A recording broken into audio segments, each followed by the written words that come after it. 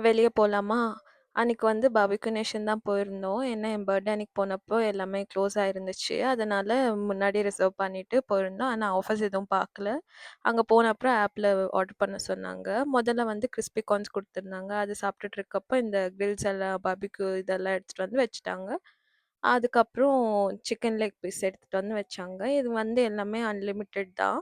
So, per person வந்து 1000 வந்துடும். Including tax எல்லாம் சேர்த்து.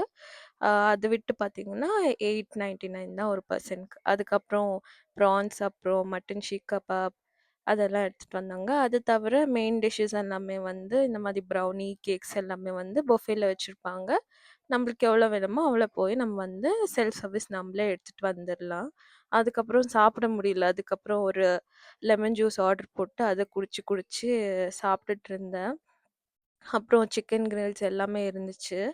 அதுக்கப்புறம் திருப்பி மெயின் டிஷ்ஷஸ் எடுக்கலான்னு திருப்பி ஒரு ரவுண்ட் போயிட்டு, கொஞ்சம் ஐட்டம்ஸ் எல்லாம் எடுத்துட்டு வந்தோம். இந்த மாதிரி ரைஸு, ஃப்ரூட்ஸ் எல்லாமே எடுத்துட்டு வந்து, அதுல எல்லாம் ஒரு ஒரு ஸ்பூன் டேஸ்ட் பார்த்துட்டு, அதுக்கப்புறம் லாஸ்ட்டா சிக்கன் மேட்சோ சூப்பும் குடிச்சிட்டு, அதெல்லாம் முடிச்சதுக்கப்புறம் ஒரு ஜாமுன் சாப்ட்டு முடிச்சாச்சு சாப்ட்டத.